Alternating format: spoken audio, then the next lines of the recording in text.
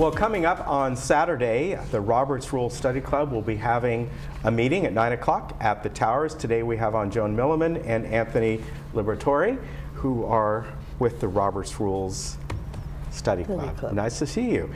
Nice to be here. Yeah, so today we're kind of moving along to another phase, and we're going to talk about what are the basic types of rules, right? Right. Yeah. And the ranking order of rules, you know, the most important comes first, and that's the law, which is, we all know. And then if you're incorporated, you are usually required to have some kind of a charter. Right. So the corporate charter is next. And then groups have bylaws, or sometimes it's called a constitution. And beyond that, they have rules for making meetings go. So rules of order, various kinds, including Robert's rules. Right. And then sometimes they have to make special rules for themselves. Housekeeping rules of one kind or another called standing rules. You will wear a name tag when you arrive, that sort of thing. Right, exactly. And then there's always custom. Right. And so let's talk about the first one, the law, of course. I think we all know, whether federal, state, local, whatever it may be, right? Yeah, well, right, because law, you know, is kind of a generic thing, but our bylaws govern our meetings and govern the way we do business, but we're federal law, state law, and local laws always take precedence over our laws. I think it's, and that's the most important thing.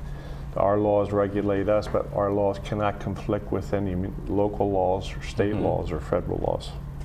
And then next in line is corporate charter. Well, as you can see, if an organization is incorporated, the law of the state under which it's incorporated usually requires them to have a corporate charter. In our case, we have 5 corporations here on campus, and we are incorporated under our Articles of Incorporation. Right. And we're subject to California corporate law.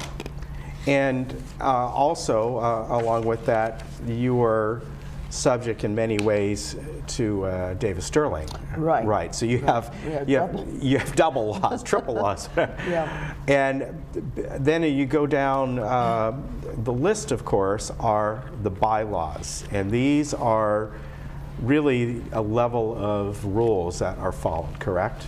Yeah, the bylaws are the rules that you set up to more or less police ourselves, to keep order in our meetings. And bylaws are how we govern ourselves in meetings. And they should include certain provisions, you know, that they should have a provision where they can be amended and require, and when you amend a bylaw, we have to give notice, because Robert's Rules is all about protecting the rights of the majority and the minority. So bylaws like that. And if you look if people are interested, they look at page 12 in the big book, this book, they'll see that there's about nine different line items that should be included in bylaws. Okay. You know, and if they look in there, they can find that. All right, and then moving on, of course, is the rules of order, and this is where Robert's Rules comes into play a lot, because it's how the meetings are handled. Let me ask you a question on this before you go down the list here. Do you have to follow Robert's Rules? Is there a law within the state that you have to follow, or when it comes to your own meeting rules, could you have anything you really wanted? You could have, except that in your bylaws, you set up what rules you're going to follow. Okay. And in all of our bylaws, it says we're governed by Robert's Rules of Order. All right. Well, however, go ahead. Well, I'll just say that if you go back to in the big book on this chapter, it'll say one of the items under the 9 items is your parliamentary authority. Okay. It doesn't have to be Roberts, but you know, they recommend an authority. Right. Okay. And in addition to those rules of order, there's special rules of order. They're set up, for example, in Robert's Rules it says you can have 10 minutes for a debate answer, but you might set up a limit as to how much time a person would have. And that's a special rule that would be followed by that group. Okay. But So within Robert's Rules, if you want to shift something around a bit to Yeah. better suit the needs of Right. the local meetings here, you may do that, as long as it's within As the long as it's bylaws within- and the law itself, correct? Yes, correct. All right. Now, standing rules. Well, standing rules usually, well, to make it real simple, it comes down to housekeeping details. And they're not that important enough to be, be put into the bylaws. And they do not relate or not relate to the conduct of business at meetings. So standing rules might be the length of that you can talk on the Okay. subject, for instance. And the majority vote is needed for the adoption of these standing rules. So, again, Robert's rules trying to, protect rights of the Exactly. people. Okay.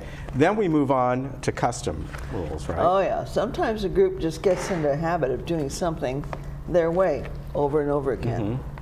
And that's okay as long as it doesn't conflict with a written rule. Okay. A good example is the chairman will stop all debate when somebody says, "I call for the question." Well, this is absolutely against Robert's rules. It requires, if someone calls for the question and the chairman recognizes them, it's actually a motion. And it takes a 2/3 vote by the group to say, okay, we're going to vote on the question. Otherwise, they may be going against someone's right to speak. Okay. All So right. that's the custom. Usually customs aren't written down, whereas the standing rules are. Okay. All right, makes sense. Now we're going on to members' copies of the rules.